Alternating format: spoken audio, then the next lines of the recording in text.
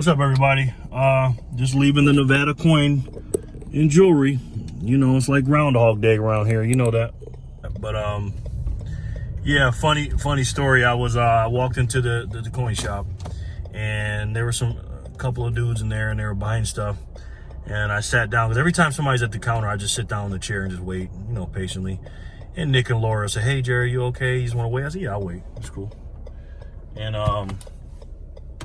so the guy, you know, sits down next to me, one of the customers. I said, "Hey man, you a silver stacker?" And he was like, "Yeah, it's good to pull it up and just stack it up together, and you know, yeah, you can stack it up. I'd stack it." At first I thought he was being sarcastic, but then once I listened to him talk, I figured that A, he didn't know what stacking mean, and B, he might have been a little slow, and I think it was C, a combination of both. But anyways, so they leave. I get up to the counter, and I said, "I want one Canadian maple leaf, please." And to Laura, because they know that I'm going to buy more. I said, "But I only want one." And then in the little bin, Nick just dumps some fractionals in front of me. Just dumps them there. You know.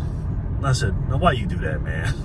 He's like, you know I gotta mess with you. He said another word though. Started with an F.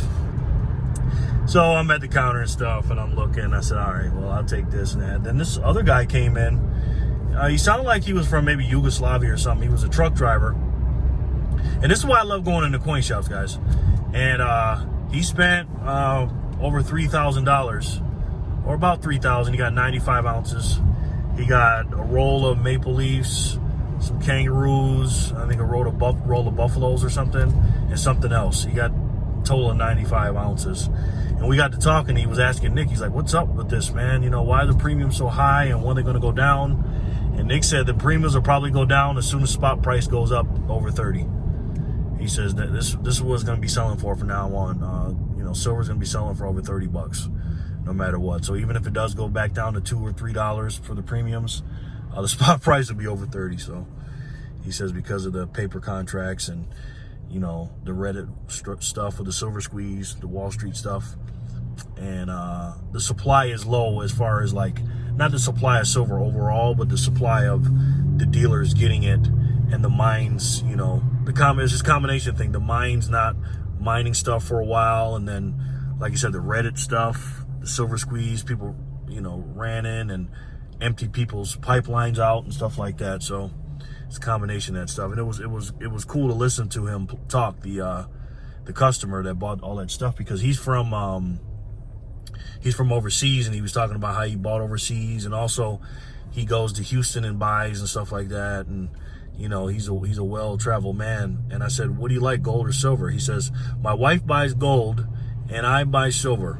He says, you know, silver's cheap, and my wife likes the jewelry, the gold jewelry. And I told her she needs to buy coins. She needs to buy coins, he said. I said, "Yeah." He says he has a good relationship with the guy in Houston, the shop down there.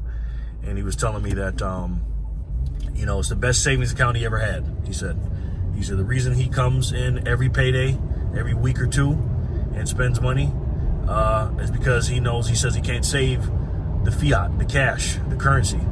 He says he buys this stuff to keep it in a hard asset and, you know, keep a savings account. I said, "You're a smart man." Because at first he came in to buy 80 ounces at first, but then he's like, "Well, give me 95. Because he was saying that the prices of, you know, because I think the maple leafs, he charged him 34, Nick did. And for everything else, he charged 33. So that's a good price. He was happy with that. So he's probably paying more either online or in Houston or wherever else he went to. So, and I'm happy with that because Nick charges me a little less. So that's cool, man. You know, it's cool to see people, like-minded people like that, to, you know, just confirm and, you know, knowing what we're doing is right. You know what I mean? And he was talking about, you know, the way he travels and stuff. And, you know, when you got cash, you just spend it. And he says, "I just don't want to spend my money. I want to keep it and keep it in a real asset." I said, "Like I told you, man, you're a smart man. You're a smart man." So, yeah. So I'll show you what I got. Nothing fancy. And I'll see you in a little bit at the house. I'll show you what I got.